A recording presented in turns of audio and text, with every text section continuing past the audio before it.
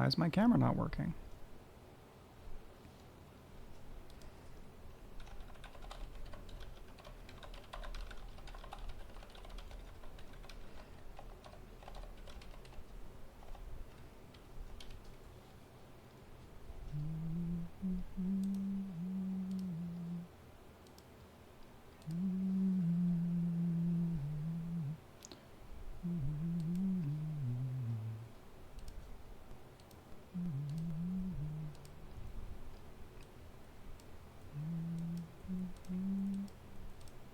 Hello. You should be able to see me now. If I do this, then I think I exist. I'm just going to make sure the chat is showing up. Chat is not showing up the way that it's supposed to. Interesting.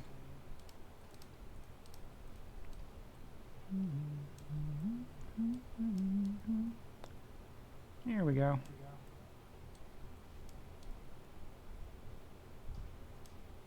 Okay. And audio is coming through. So it looks like we're actually working now. I'm just going to, let's see.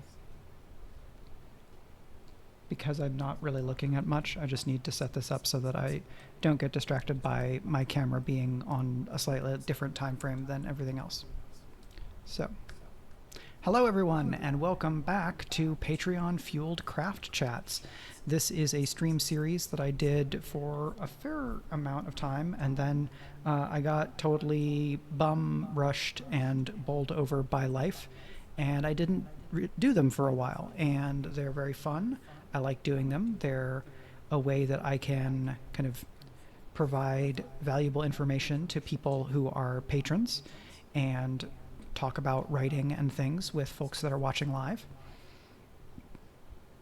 So if you haven't been to one of these before, if you're watching live, then that's great. I'm very happy to have you here. Please ask any questions that you might have and participate in chat. But this archive will only be available to patrons at patreon.com/MichaelRUnderwood as a way of kind of making that stuff special for them. I decided that it's much easier to stream publicly and then archive privately than doing like protected YouTube streams, just because the time that I can stream is usually during the daytime and during the work hours of a lot of people who are my patrons and followers. And so it didn't work out great to be able to have that kind of protected live stream that a lot of people just couldn't watch anyway. So that is going to be that. I have put the word out, and so hopefully folks will come by and hang. I have a couple of topics that I have earmarked for myself to talk about in case people are not able to come and join live as often or in many numbers. So I've got that. Basically, if I run out of prepped topics and there aren't any questions, then I will try to improv for a bit in terms of talking about craft, but it's much easier to go from prompts. So again, if you have questions about craft of writing, specifically I do novels for the most part, sometimes short stories, but I'm not an expert in short stories. It's science fiction, fantasy, and other subgenres of speculative fiction. And folks are welcome to ask questions about TTRPGs, whether that is being a player, being a GM, or some questions about game design, though I am much newer to game design than I am to being a professional novelist. With all of that established, I'm going to start with a prompt that I'm taking from QCG Aaron, aka Aaron from Queen's Court Games, which is another team that makes actual play shows. Their main show is a Vampire the Masquerade show called The All Night Society, and they've done a variety of other one-shots and miniseries, and I've gotten to chat with Aaron online, like Discord and video call a number of times. So yesterday he very kindly put up a thread that encouraged people to brag on themselves in terms of something that they are proud of and they feel like is a skill or like a strong talent of theirs, whether that's in writing or games or in something else. And I saw the thread where, people would kind of put something forward that they were proud of, and then Aaron, for everybody that he already knew, would respond by like affirming that and adding on some other thing that he thought was exemplary in this person's craft.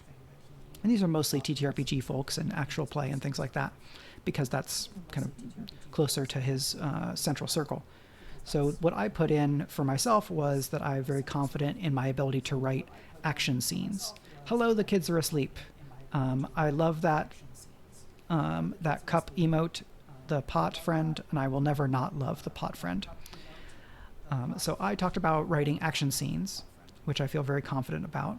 And then Aaron added that he's really impressed by the way that I, as a GM, embrace the idea of being a fan of the players, and how I'm committed to making the characters, like the player characters, the heroes of the story. And so what I thought I would do is start with what I actually view as two GMing principles that go together, but can be usefully disentangled from one another in certain circumstances. So that is, be a fan of the players, so the people playing the game, and be a fan of the characters, the people in the fiction of the story. A lot of times, being a fan of the player and being a fan of the characters overlap, because the player's agenda and the character's agenda often line up, because the player is the one who expresses the character's agenda, who interprets what the character's motivations or actions are going to be and declares them, right? But there may be times when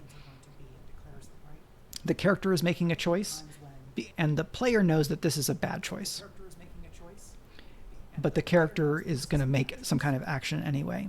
Or there's a situation where the character feels like they're doing just fine and they're kind of plodding along, doing what they need to be doing, but being a fan of the player might involve the GM intervening and either adding some information or like throwing up a yellow sign saying, hey, I get where you're going here, but I may have miscommunicated, or in the name of keeping the story going, or any number of reasons, the GM might step in and advocate for the players when the players don't know that someone should be advocating for them, or when the GM views that the way that the game is flowing is actually deleterious to the enjoyment of the players.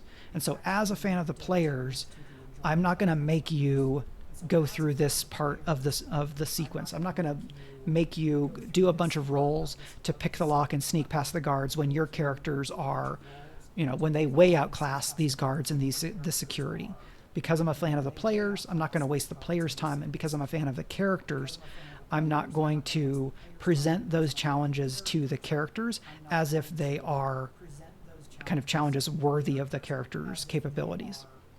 There can be a little bit of a tension here where if your game has rules where the player character gets to kind of ignore a subsystem, or you don't have to roll to do X, you just get to do X. Some people really like rolling dice, and they like that uncertainty, and they like their skill or their level of capability to be expressed in how the dice are rolled. So if you have an ability that just says you can't always X, then the player doesn't get the satisfaction of rolling a bunch of dice or rolling a die and getting a really big bonus, and then saying, "Aha! I only needed a 15 and I got a 23. I'm so awesome," or "My character is great," or anything like that. So if you have an ability that lets a player character just accomplish something or do something cool without a roll, I think it's important to me as a GM to make sure to spotlight that moment and spend some time conveying in the fiction just how cool and capable this character is, that they are so skilled or so experienced or so powerful in some way that this thing that would normally be a challenge for somebody else or might be a reach is instead this thing that you are capable of doing without much effort, or your capability is so high that the outcome is never uncertain, right? If I have a character in a game who has an ability that says you always know when someone is lying, I make sure not only to like let that character use the ability whenever it's applicable, but to slow down and give that character spotlight whenever that ability comes up, whenever there's a lie, whenever they are able to see through somebody's deception or dissembling or whatever. And another thing that you can do there is you can ask, how can you tell that this person is lying about whether they're going to betray you, or how can you tell that this person is lying about not having more money that they can give you? Because that will hand creative agency that will hand it to the player who has the special ability.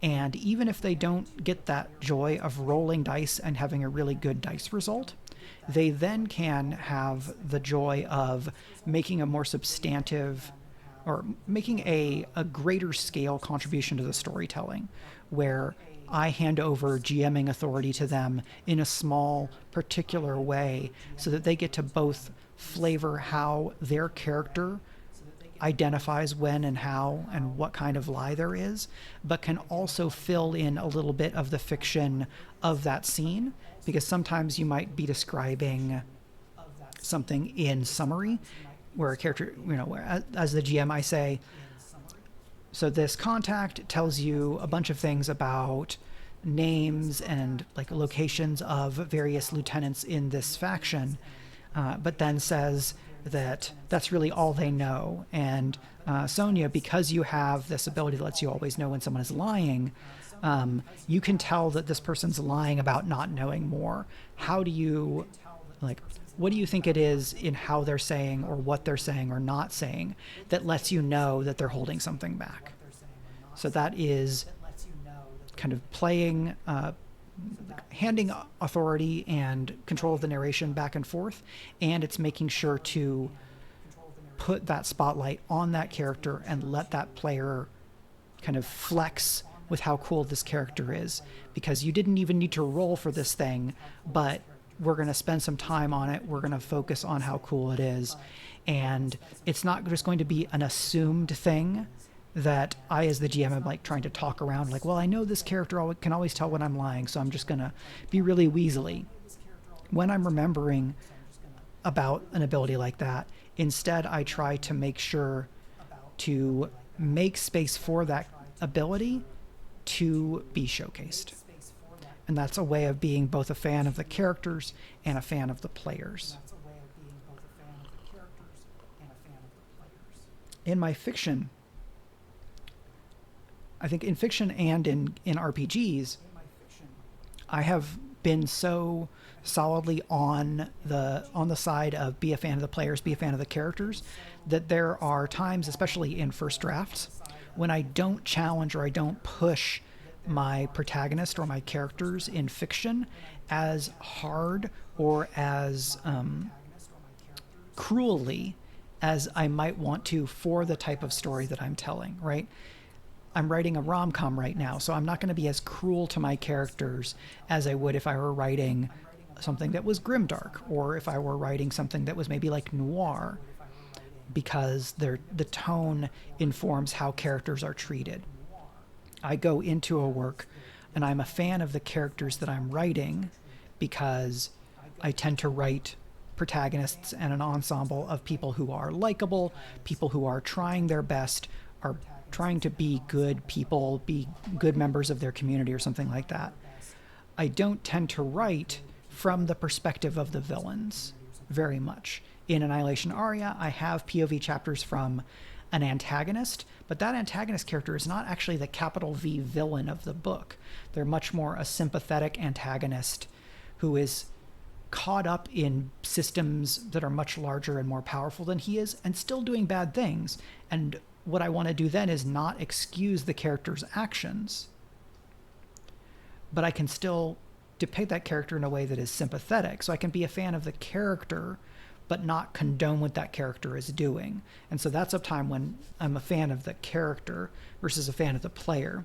Being a fan of the player when I'm writing a novel on my own, I suppose would be something more like advocating for myself to myself, which gets a little bit meta, and maybe I leave outside the scope of this conversation. So The Kids Are Asleep says it's a mean of showing structural injustice, right? I have a character, this is Arek in Annihilation Aria, who is a low-ranking member of the Zank Imperium and is saddled with a variety of tasks to have to do XYZQ, and that puts him up against the protagonists of the book. I tried to write Arek as somebody who you understand why he does what he does. I'm showing him as having a vulnerable position within this society, and that his way of dealing with that vulnerability is trying to carve out space for himself, right? To do what he is asked to do on his own terms as much as he can for the benefit of himself and his family. But he's still doing bad things, and I try to write his POV and the rest of the novel in such a way that does not excuse what he does. It says the things he's doing are bad, but I'm going to write it so that you understand his motivation, even if you oppose what he is trying to do or disagree with any number of / all of what it is that he's doing for most of the book. And so if you're GMing a game, something like Vampire the Masquerade or other types of games where people's protagonists are also anti-hero, vigilante, or like, if the characters are not quote unquote good people, if part of the story is exploring why people make bad choices or why bad people might do good things, or you're exploring more of that complexity and you want to get down in the muck, that's a place where you can be a fan of the players by advocating for the players' safety and going, okay, well, I know that we have a line about harm to children, so I'm just not going to steer a scene toward that thing because we all decided we don't want that in this game, right? We've settled on it as a line. I can be a fan of the characters without condoning what the characters are doing. I can be curious and interested in what they're doing to pursue their agendas, what their motivations are. I can try to make sure to give them opportunities to showcase who they are, to run into challenges that might provoke them to change or adjust or reevaluate how they see the world and what their priorities are. And that is part of being a fan of the character. Because if I'm not a fan of the character, the way I interpret that is that I just don't care what they do and I don't care about what happens to them. And if I'm the GM and I don't care about a character, that can be a really big problem. So when I'm going into GMing, I try to find things to be a fan of in all of these different characters that people are playing. And I do that partially by thinking about how they're played, and partially in how the player talks about that character, to get a sense of what that player's aesthetic interest or aesthetic agenda is with that character. Are they trying to explore something? Have they created a character that does things that they as a person would never do themselves, but they want to get a little bit of a sense and an understanding of why somebody might make choices that are really drastically different than the choices that they as the player would make. So I can be a fan of the characters by making sure to give them interesting things to bounce off of, by challenging them, by challenging their assumptions. And some of that being a fan of the characters is regardless of like the moral or ethical disposition of the characters. Some of it is going to differ depending on who these characters are, right? Being a fan of a character who I would not like as a person if they were real requires some different approaches than being a fan of a character who, if they were real, I would appreciate or I would want to be fans with. And there are sometimes when there's a character who is maybe heroic or a protagonist, and I wouldn't want to be friends with them, but I still think that they are the hero in this story. And so there's a bunch of different ways of taking your own positionality, thinking about what the players are doing, think about what the characters are doing, and finding your way as the GM into making some kind of emotional connection or investment in that character so that you can be a fan of that character, so that you can facilitate and set up situations that will let them show off who they are and why they're interesting. So now a beverage.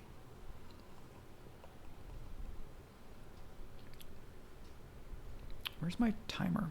My timer is all the way over here. That's why. I'm just going to move this so that I can actually see how long I've been streaming. Great. So that's being a fan of the players. A big part of being a fan of the players for me is that I have fun, partially, if not exclusively, through getting to see interesting characters be interesting, right? That even though I'm the GM, I'm also partially the audience.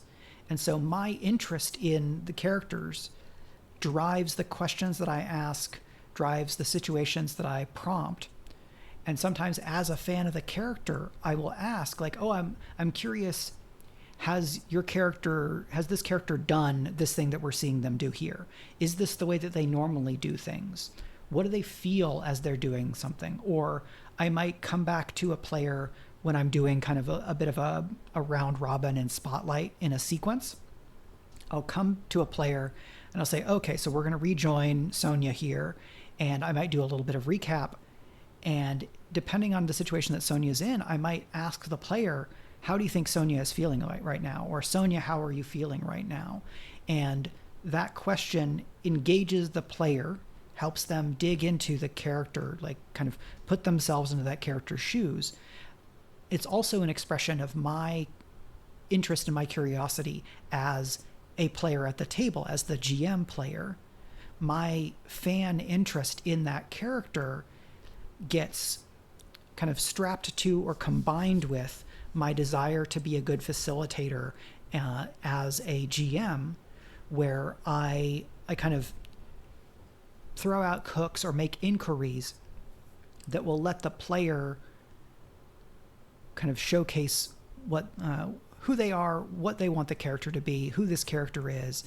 And it's another way of affirming the player's actions in how they are depicting the character, right?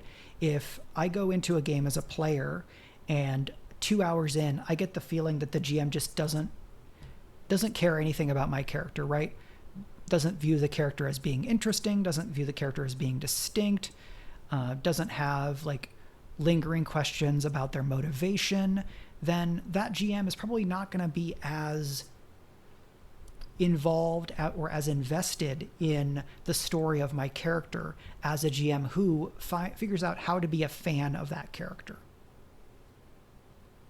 So being a fan of the characters is a way of validating the creative choices of the players and making sure that the characters get to be the most themselves in moments as as an opportunity arises for that character to show off their personality, to change, to be challenged, to make some kind of movement along a character plot or a character arc or something like that.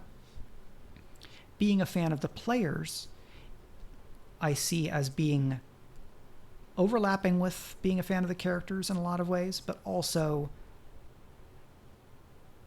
digging into and spotlighting the places where my aesthetic interest in what the game is and what we're exploring overlaps with the aesthetic interest of others, or of making sure to advocate for their aesthetic interest when it's not overlapping with my aesthetic interest, right? If I have a game where the players all come with slightly different interests in what parts of a setting or what types of the parts of the rules they're interested in exploring or experiencing, and I know that this player here, Frank, was really interested in digging into like the economics of a setting, and it wasn't as much an interest of me in this game, but I know that taking a moment or creating a plot or a subplot or bringing in a character who will foreground that interest in economics is being a fan of that player, right? That is like when you have a friend who you know likes doing an activity and you don't really like doing that activity, but you do like that friend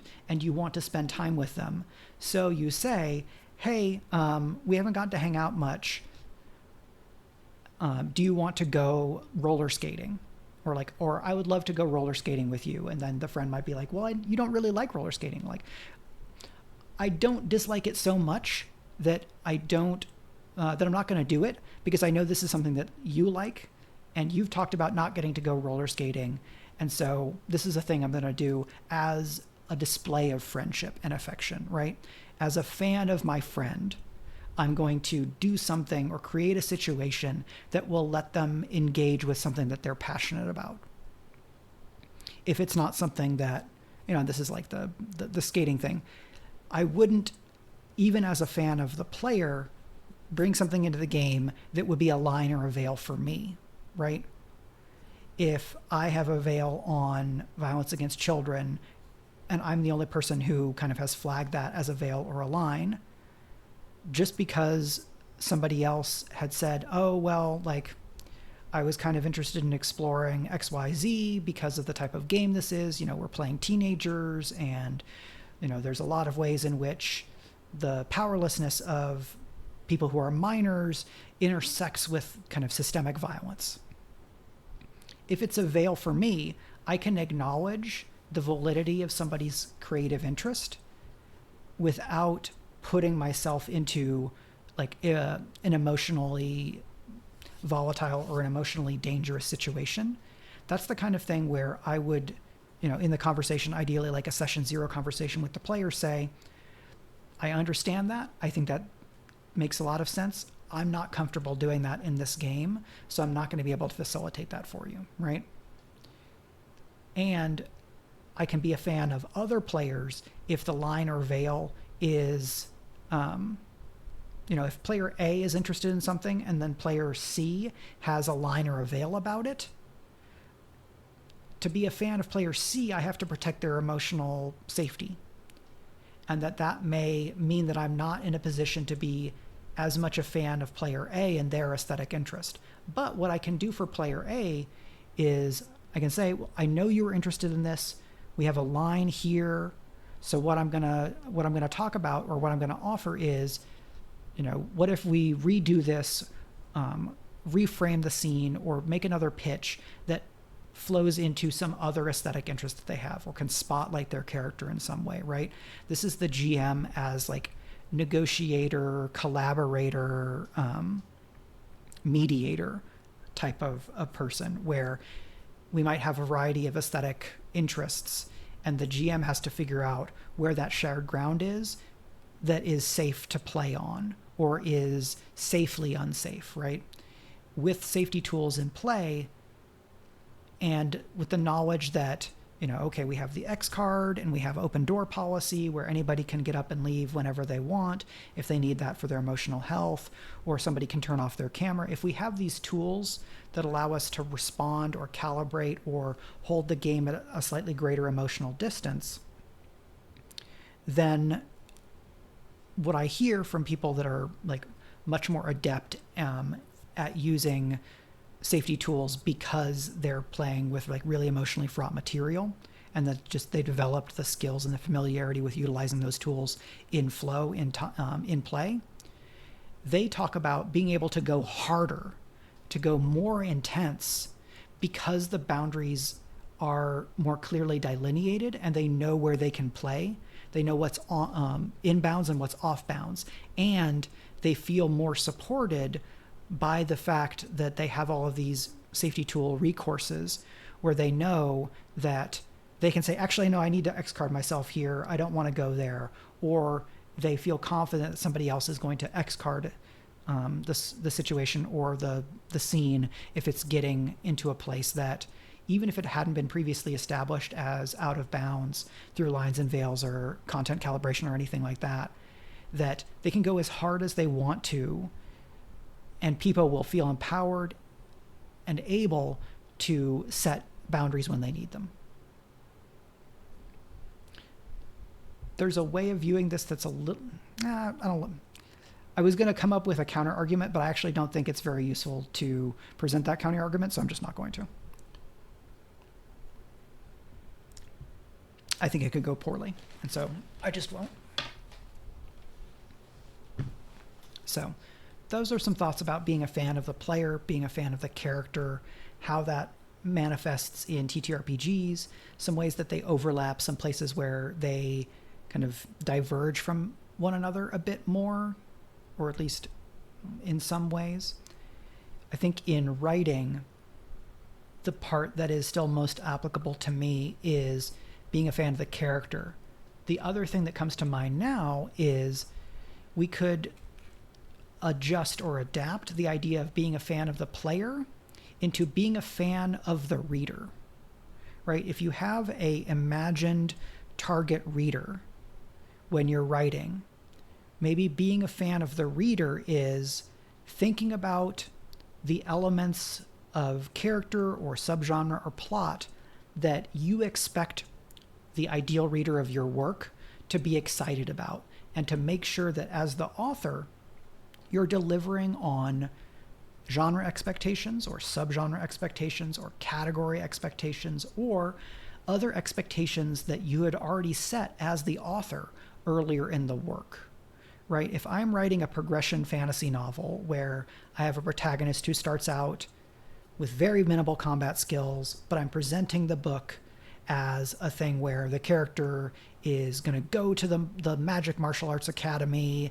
where there's a whole society of, trained martial artists having to go into the spirit realm and fight monsters before those monsters can cross over into our world. If the first 50 pages are a lot about the main character being underpowered but determined to become more skilled because a demon killed their older brother, and they want to make sure that nobody ever feels lost the way that they did. I, as an author and as a reader in the genre, feel like I'm setting the expectation that this character is going to train, become more skilled as a martial artist, and is going to reach the point where they are then going into this spirit world, other world, and fighting monsters. And they're going to be they're going to be presented with the situation and the opportunity to take big risks in order to protect other people, so that those other people don't suffer the losses in family the way that this protagonist did, right? That's being a fan of the reader. It's a little bit like anticipating aesthetic interest, but if we're thinking about an ideal reader, whether that is during a draft or whether it is in the pre-productions stages where you're going, okay, I know that I like this subgenre. I want to take this kind of angle on this subgenre. Cool, here's progression fantasy. I want to do progression fantasy, but it's urban fantasy. And it's going to be more paranormal, so we've got a spirit realm or something like that. I can think about what I, as a reader, if I were excited about that, what would I, as a reader, want from that book? When I wrote Annihilation Aria, I took an idea that I saw from author Annie Bellet, Bellet.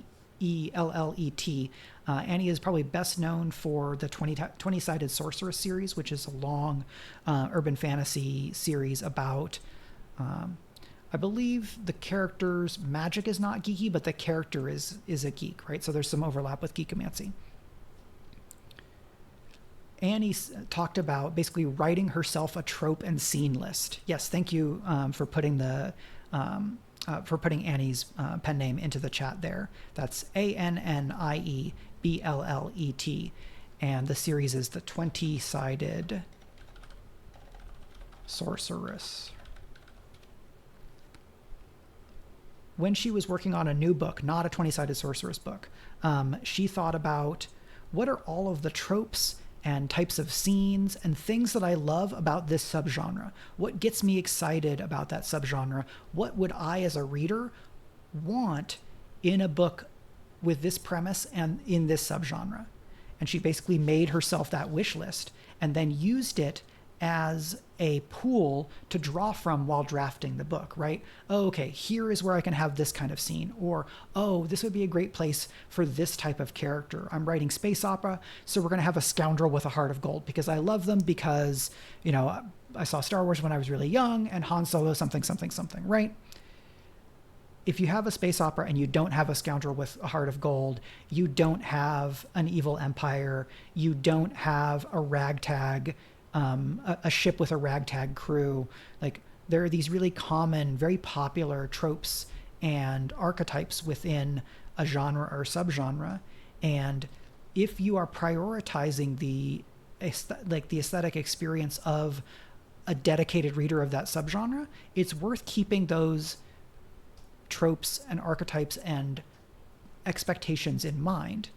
This is not to say that you must always only do exactly what you believe readers of that subgenre want all the time, especially if you are approaching something with a deconstructionist agenda, or you're trying to approach a genre and push it to be more inclusive, or you are like twisting tropes, or you're trying to subvert expectations to keep the reader on their toes, right?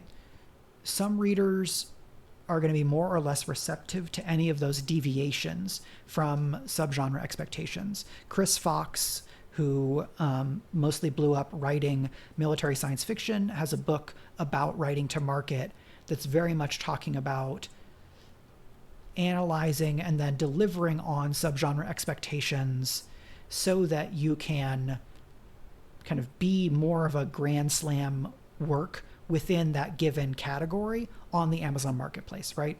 Because this was written within a certain historical moment in the indie publishing, in the history of indie publishing, right? Chris Fox was the person who, to my knowledge, popularized this idea of right to market. And then a bunch of people have brought on or shared or developed their own theories of right to market. But ultimately, we can boil that one part of right to market down to be a fan of the reader, anticipate the reader's interest, and deliver work that will excite them, that will satisfy their aesthetic interest in the subgenre or the premise or whatever that may be. And it's both interesting and a little tricky to me because I tend to write works that are a little bit more of the 3 degrees off to one side, are more likely to be trope twisting or subvert genre expectations, or are interrogating genre conventions or expectations directly in something like Genrenauts, right? This reminds me of Galaxy Quest, one of my favorite space opera movies, and perhaps my favorite Star Trek movie, even though it's not technically a Star Trek movie, but it's absolutely a Star Trek movie. Galaxy Quest is the kind of work that if you are not very familiar with space opera and you don't know what it's lampooning, you're not familiar with Star Trek, there's a good chance that people who don't have that background can still enjoy Galaxy Quest as a space opera story, even though it is this loving parody of Star Trek. Some of the best parodies and pastiches and deconstructions, but I think especially parodies, stand up and hold up as an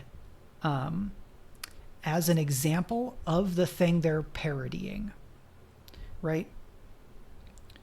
Galaxy Quest is a good space opera that is also a parody of Star Trek, another kind of space opera. It's interesting that that space opera can include both Star Trek and Star Wars, but they're very different types of space opera because genres have mutable and fluid connotations, and things change across history, so don't at me. The Kids Are Asleep says, this is why very early Terry Pratchett Discworld books are not always as loved, more parody than satire. Shaun of the Dead, The Kids Are Asleep continues, is a good zombie movie and parody. Hot Fuzz is a good buddy cop movie and parody. Exactly. Absolutely. I love both of those. I think Hot Fuzz may be sharper in its parody critique than Shaun of the Dead, but I don't know that that holds up entirely, because I think I'm not as conversant in pre-Romero zombie movies in the way that I am familiar, if not a super buff, of buddy cop stories. Being somebody who lives in the USA, I was very familiar with buddy cop stories because I was inundated with them as a youth, and they continue now. Buddy cop movies tend to also fall into the kind of sociological propaganda trap of propaganda. But again, that's the Mike Goes Deeply Political box on the bingo card. So at least let me take a drink before I do this. So digression about propaganda. We'll get back to being a fan of the audience. Don't worry about it. So by having buddy cops, so in buddy cops, you tend to have strong contrast, right? You have the by the book cop and then the renegade cop. You have the old cop who is jaded, and you have the new cop who is, has stars in their eyes or optimistic. So Lethal Weapon is older cop, younger cop. Hot Fuzz is by the books cop, kind of freewheeling slacker cop. In any of these buddy cop works, there tends to be a degree of a permission structure that the work creates for stuff that's just illegal. Where the renegade cop is just running roughshod over human rights. Where the renegade cop is just doing things that are illegal for police to do because they always get their man. The Shield is a deconstruction of a cop story because it highlights and foregrounds all of the cruel and illegal things that police do in the pursuit of their work. I would be very interested to see a buddy cop story that is explicitly critical of policing and manages to not end up excusing a lot of the things that police in the USA do that are terrible. Because, as I hear from a number of different sources, good cops quit, right? If you go into the American policing system in a lot of places, trying to make things better and to be good and to be inclusive and to foreground human rights, those cops are going up against all of the rest of the policing system, whether it's their precinct or it's their sheriff's office or whatever, because the police are gangs, right? The American policing system is a confederation of heavily armed gangs that extort, exploit, and prey upon the population that they're supposed to protect, and are buoyed up by a lot of legal protections and the fact that they're empowered by the state to kill people. So when you're going up against that directly as one person, how easy is it as one person to convince a whole gang of people who have it pretty good and have been able to successfully position themselves as embattled heroic underdogs? As one person, are you going to change that whole system? It does not seem like there have been a lot of cases where one police officer has been able to revolutionize and reform an entire precinct, an entire city, right? Sergeant Angel comes to the town in Hot Fuzz, and the police department in this town is presented as being kind of laissez-faire and a little bit incompetent. They're country bumpkins, and he comes in and he's, very straight-laced and by the book and everything. And ultimately, the police department is exposed as being a tool of the city elders who do a bunch of terrible things to maintain their town's kind of spotless, happy country village reputation. But then at the end, the idea presented is that Sergeant Angel, by removing all these city elders, is now the just head of a good police department. This is the UK. Historical context is different than the USA, but there at the end, there is the strong probability that the work is ultimately rehabilitative of the idea of the police department as servants of the public good. Right. The Kids Are Asleep says Discworld has similar pitfalls. I've only read the first of the guards sequence, and I think there is some space between city guard and police because of historical circumstances. And I know that Sergeant Vimes has some very interesting and humane politics, but I would not be surprised that it has some similar pitfalls because propaganda is so prevalent, and because a lot of those books, as far as I understand, were written before the popularization of kind of police abolitionist and widespread police reform movements in the USA. I don't know UK policing history, so I could be totally wrong about that. But when you present somebody who wields violence in the name of the state as a hero, it can become very easy to excuse state violence, right? If we are spending time with and we are sympathizing with an agent of the state who can do murder on behalf of the state, we have to be really conscious of being critical of that character, even as we write them sympathetically, in order to not end up replicating propaganda. Also, there's the fact that sometimes parody and critique just goes over people's heads. Case in point is, this is a very silly version, right, is Springtime for Hitler in The Producers, right? They make a musical that they believe to be a guaranteed flop because it's just morally repugnant, but everybody takes it as parody. And then they're stuck with this terrible show. And then there's other times when you might critique or parody something, but you end up reifying or kind of supporting the view or the idea of it as being powerful and dangerous, right? Certain types of stories where Nazis are included can end up replicating Nazi propaganda about the Nazis being unstoppable.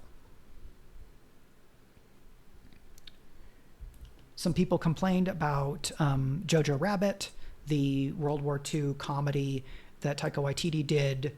I don't remember the other creative leads in that film, but in the film, Waititi plays Hitler as an absolute nincompoop.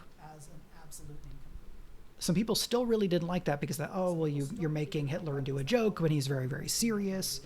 And this gets into some thorny territory of how can we undermine fascist propaganda? Do you undermine fascists and fascist propaganda by depicting them as dangerous and therefore they must be dealt with?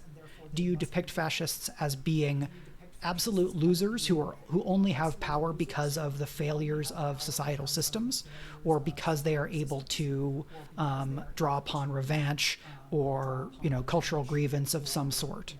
How do we take the air out of the Nazi Zeppelin?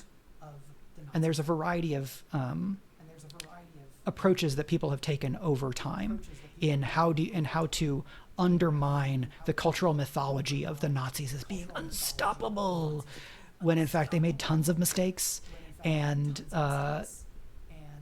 there's a lot, like the loss of Nazi Germany in World War II is, as I understand it, to be an overdetermined reality, where there were a bunch of things that all pointed toward the Nazis losing, and they eventually, the weight of those circumstances overwhelmed the Nazis' ability to continue waging war and not get totally destroyed.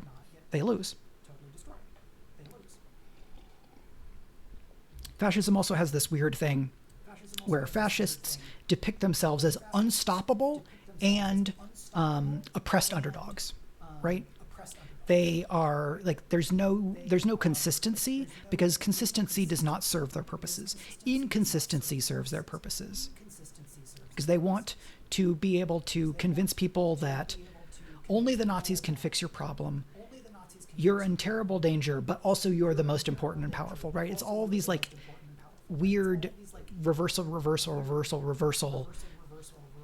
but ultimately all of it is just about gaining power and abusing power.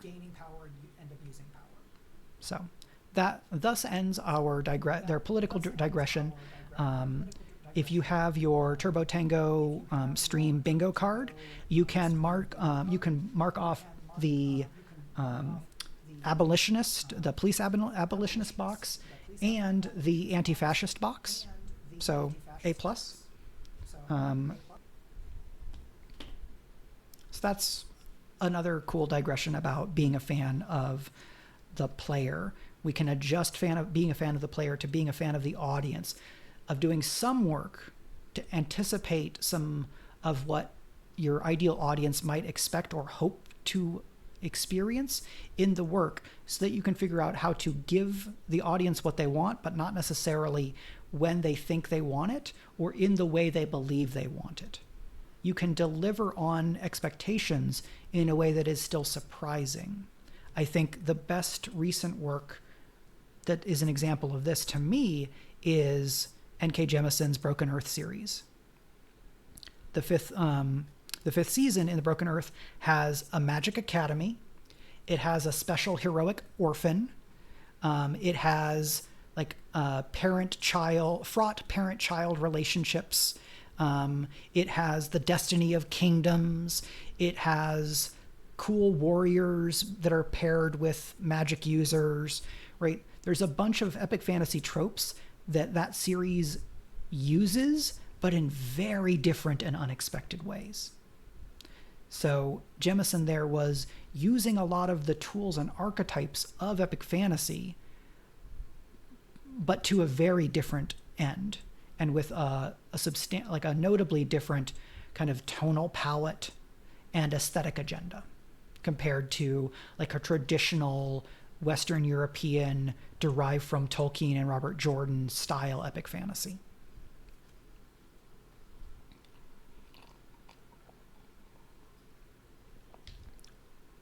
So that's all of that.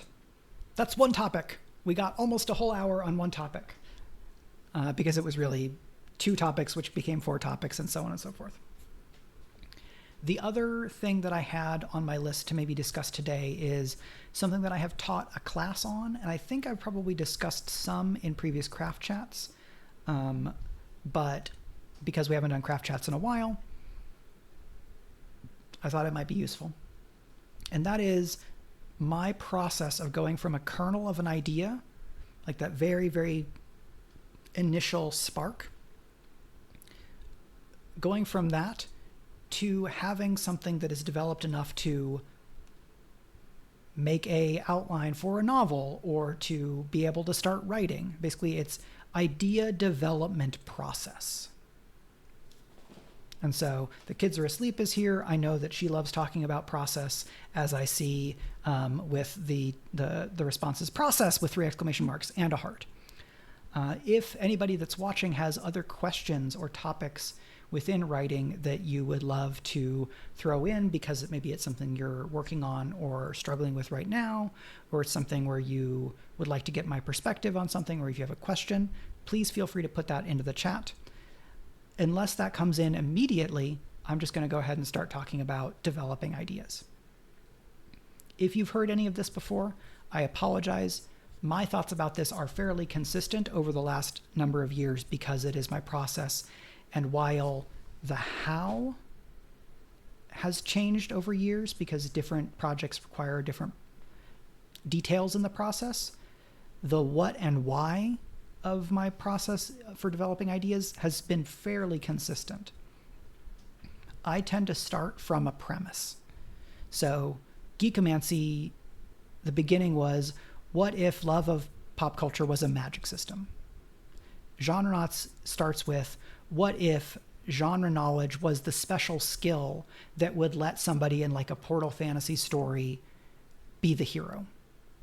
Born of the Blade is a little bit more complicated because Born of the Blade began as a novel that I wrote. I guess Born of the Blade began as a short story, and then I wrote a novel in that setting, and then I reworked a different novel idea, and then I reworked it and sold that setting to then become Born of the Blade. So that was a very long and weird journey, fairly atypical for the stuff that I've done, because collaboration and selling the IP and developing a world Bible and things like that. But I generally start with an idea, and when I have an idea that's a premise, that's, you know, kind of in the mode of a premise, the thing that I go to next is, well, who is that person that does this thing, right? Who is this geekomancer? Who is the person who uses fandom as a magic system? What kind of person would be interesting to write about having that ability or being in that situation? This might mean, who is a person that might stand to gain the most from the things being the way that they are, or who might stand to gain the most from upsetting the status quo if I'm starting with, in a world where X. Okay, well, if X, who does X screw over? Who does X exclude? Who is in a position to change X and benefit from it? Or who's in a position to change X because it will benefit people that that person cares about? Who has the most to gain, who has the most to lose, is another question or step that you can take in developing something out, right? If your idea is, in a world where XYZ, okay, well, who does this setting benefit? Who has power? Who is able to gain power? Who doesn't have power? Who is excluded from the halls of power? And what can they do about it? Because if you're working within this kind of Western dominant storytelling tradition where conflict is important, you have a protagonist and an antagonist, and a lot of the dramatic rules are inherited and kind of mutated versions of what the ancient Greeks talked about, right? This is only one form of storytelling, but it's the one that I live within, and so it's the one that I can talk about with any kind of authority. I just try to make sure to repeat that as frequently as I can to affirm the fact that I'm not saying that this is how all storytelling has to work, because it's not. So from premise, we go to conflict, right? Who has something to gain, who has something to lose. In a setting-based idea, I might go to the neighbors and I say, okay, well, if things work like this in this country, let's have some specifics, because that's going to be easier to work on. If there is I'm trying to think by setting. I guess I'm just going to go ahead and do something new. If there's a country where, let's use Final Fantasy 16. Okay, so in Final Fantasy 16, there are these big magic crystals, and crystals let people do magic. And there's more complicated stuff to it, but I'm just going to start from Final Fantasy 16. In a world where there are 5 gigantic crystals, and the shards of those crystals let people use magic, even if they're not born with magic, what do the people who live not near the crystals do, right? If there's a nation that has claimed each of those 5 crystals, and if those 5 nations don't comprise all of the people of the world, then some people of the world are just totally shut out, right? Not only do they not have access to the crystal because they're not in power in that nation that has the crystals, they're not even benefiting from the power of the crystals because they are outside of that nation's, the project of nation building for that country, right? If you live in Protagania, one of the 5 nations that has the crystals, and the queen of Protagania has a big crystal crown that lets her shoot magic lasers, and her country goes to war with a neighboring country, the fact that she has the big crown of lasers will keep the other country's army from murdering a bunch of civilians, ideally. Royalty has its own problems, and war as a form of reifying your power can be a challenge here. But if all the magic is possessed by these 5 countries, and magic can heal people, magic can make your crops more bountiful, magic is useful in war, then you're shut out from that. So in the setting, one option for a protagonist or for a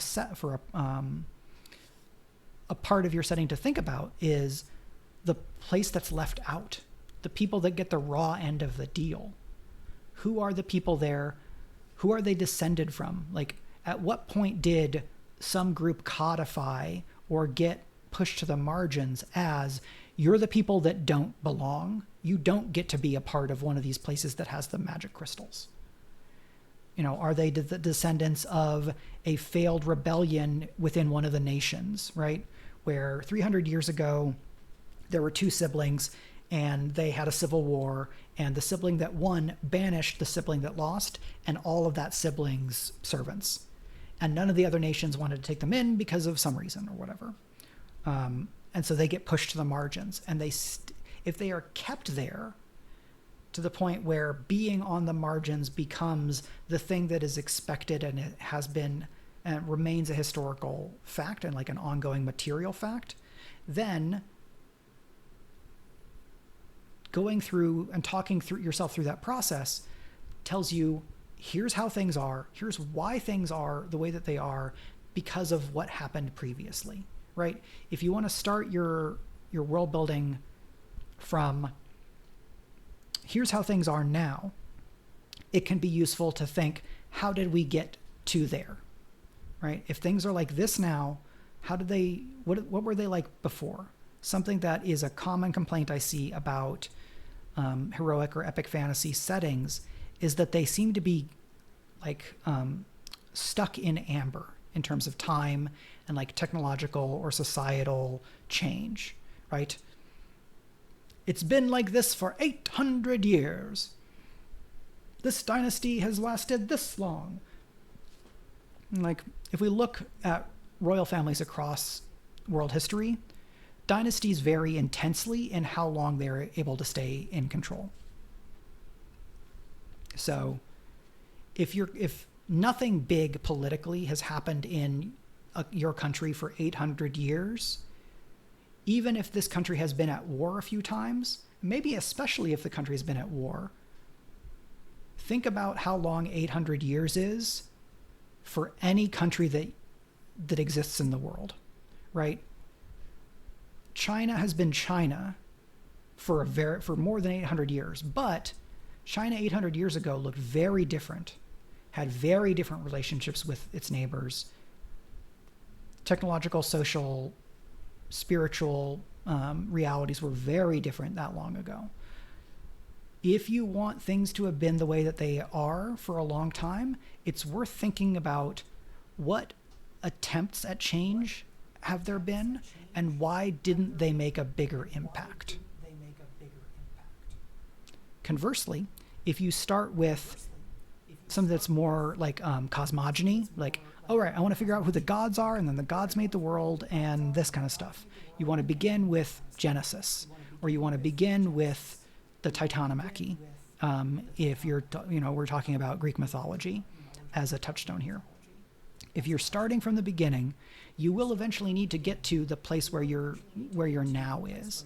Unless you are writing a story that is just about the beginning and there isn't much prehistory to it, which sure you can do.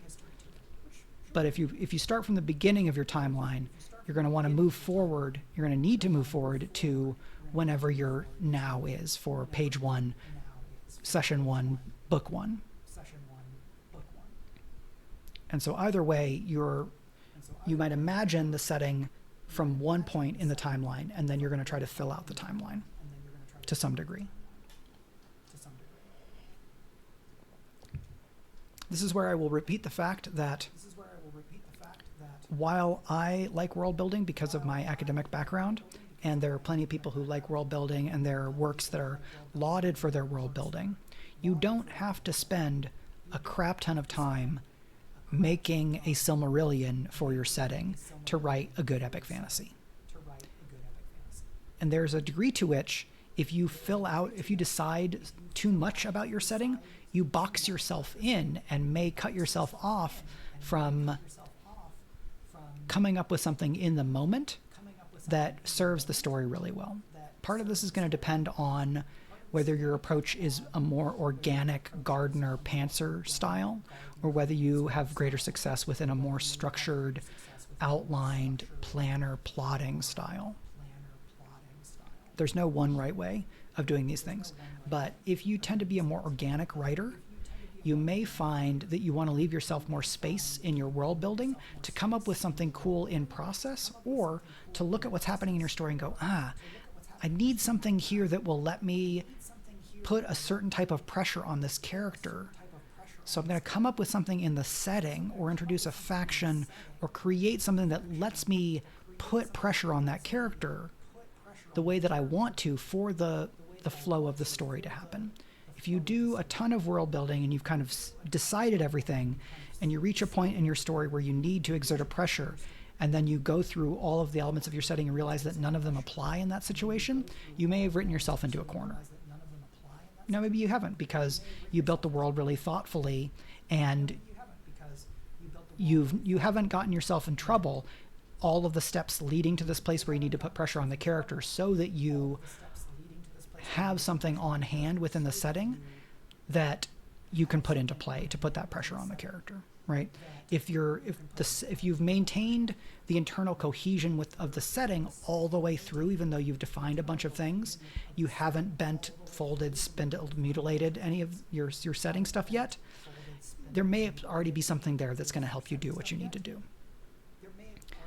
I tend to think a lot about world building, but then when I'm doing my projects, I develop a decent bit of high-level setting stuff, and then I leave myself the room to innovate and come up with more things on the fly in process. I leave myself the room to like re-outline, to retcon, and things like that.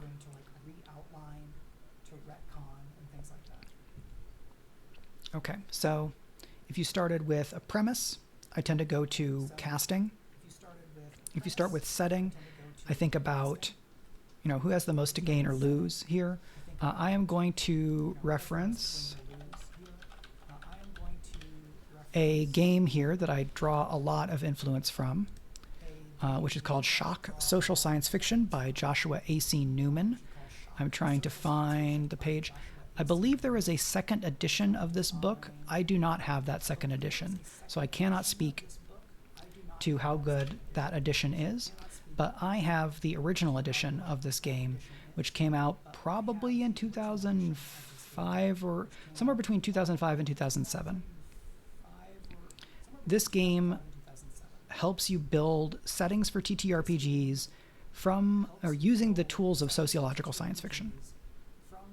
And I borrow elements from that to varying degrees with a lot of my thinking about world building, because I think Newman, the author, was reading a lot of the same stuff that I was reading and identified and established a structure that widely overlapped with a lot of the existing material that we were both kind of considering and bouncing off of. So that is another recommendation of something to check out. It seems like you could just get this game right now, and so maybe this is the second edition, and that's great. That makes me happy. Okay, other thoughts? So if you want a more substantive path or outline or something like that before you get started, you've started from premise or you started from setting, you have your main character, right? Here's the person who is going to be the agent of change. They're going to be responding to something bad, or they're going to be trying to push for something that's, that they believe is good. You're going to want to figure out who the power players are in the setting, right? Who holds power? Who is trying to gain power? Who stands in the way of a protagonist trying to change society? Or a protagonist who is trying to advocate or struggle on behalf of some faction? Who are the factions that they're arrayed against? Who are the people in the protagonist's life that are important to them? Whether that is family or friends or coworkers or magical mythological figures.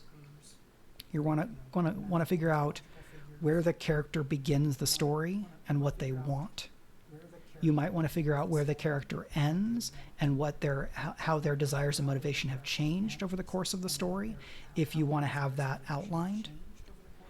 You may want to use any number of structural tools, right? Where here's 7-point plot progression, here's 5-act storytelling, here's 3-act storytelling. When I was writing my interdimensional political thriller, The Broken Summit, which you can hear me read a little bit of in Hilary Bissonek's The Trunk Cast. That project, Broken Summit, is currently permanently on the shelf because I'm working on other stuff. But for that book, because it was a thriller, I knew that I wanted my outline to be tight so that I could write POV sections and understand what was happening off camera, off page. So that as my characters are doing this over here, I know that these characters are doing something else over there so that my timeline still works. And what I did for that is I built a big spreadsheet. And I had columns for the different plot lines. So I had a column for what the protagonist is doing. I had a column for what the villain is doing. Here's a column for a subplot. Here's a column for the protagonist's allies. Here's a column for this other faction involved. And the y-axis was time, right? As I go down the columns, we are advancing in time. And so I can put the different scenes of the story in sequence along the progression of the y-axis from positive infinity to negative infinity, because we have x-axis here and y-axis here. Y-axis progressing is time. I could easily have set it up where the rows are the plot lines and then the x-axis progressing is time. It's fine, doesn't matter. Whatever works for you. By using that structure, I could know, all right, this happens at this time, and I can see that the last 3 chapters that I did were these other plot lines, and so it's about time to get back to this main character's plot. I also know here's what just happened over here in some other part of the setting, and I can think about how that informs or how that bleeds over or spills over into the section that I'm going to write there. That is the most I have done of that type of outlining. I did a pretty strong and tight outline for Hexamancy, the last of the Re-Reyes books, and that was really enabled by the fact that it was the end of the trilogy. I knew the characters really well, and I had a lot of advantages and privileges in my life at the time that let me work really quickly and rapidly adjust my outline when I needed it to. I haven't really done that tight of an outline since, because I don't think I've been in a position where I could do that and have it actually be useful.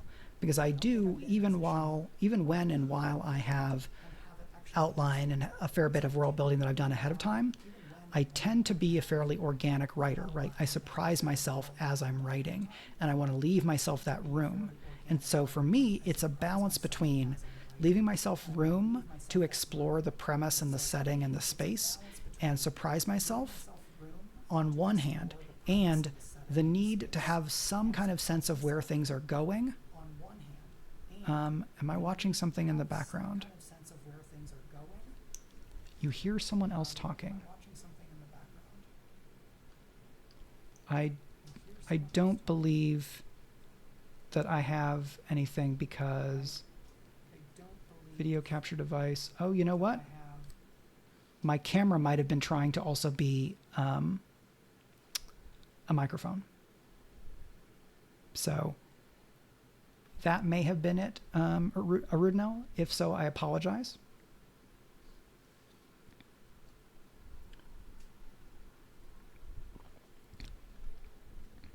Okay, so hopefully that is fixed. If it was in fact something on my end. Easily could have been. It looks like maybe it was. Not there now. Okay, so my camera right here may have been trying to capture audio for reasons that I could never ever tell you because I have not told it to capture audio. So apologies to folks for whom that was any level of a distraction. I don't think that there's a way for me to go back and fix that for the VOD because of the way that the sources are captured.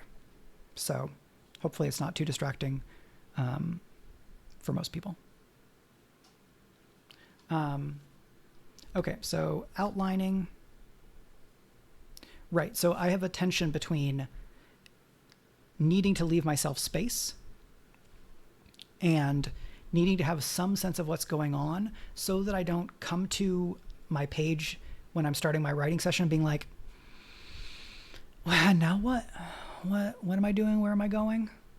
So in the last couple of years, at least, what has worked for me is having some notes about what is happening in the next scene, some notes about the next 2 or 3 chapters, and a general sense of where the story is going overall. In the rom-com that I'm writing now, I don't have a full outline. I know some kind of turning points in the story that I want to hit, but I'm mostly writing organically with a rough outline that goes a few chapters ahead of where I am. Some people talk about this as the headlights in the dark method, where you know what's coming just a little bit ahead, far enough ahead that you can avoid like crashing into something, right? If you have headlights, you don't have infinite vision into the distance. You don't have as far of vision as you would in the daytime if you're in the nighttime and have headlights. But the headlights are strong enough and in the right direction that you can see far enough ahead of yourself to ideally avoid crashing into other vehicles, crashing in, off of a road and things like that. So you can talk about it that, or 30-foot dark vision approach for us D&D nerds, Arudinil says. That's very fun as well, yeah. Some people also talk about this as laying the the train tracks ahead of yourself as you go, a la any number of cartoons where you have a character that's they're on the cow catcher or the plow thing at the front end of a train, and they're laying down the train tracks because the train is like gone off course or something. Anyway, that energy of laying the train tracks as I go and sometimes struggling to keep ahead of myself is definitely how my Space Train, I don't know that I'm familiar with that one. That's how I have managed to work in the last few years. My process changes. I think my actual making of words process changes more than my pre-production process does, because I've had a lot of different experiences of making the words go from word 1 through the end, whether that is just first drafting or first drafting and revision. And I couldn't tell you the why of that. It's just how things are. That is the reality for me.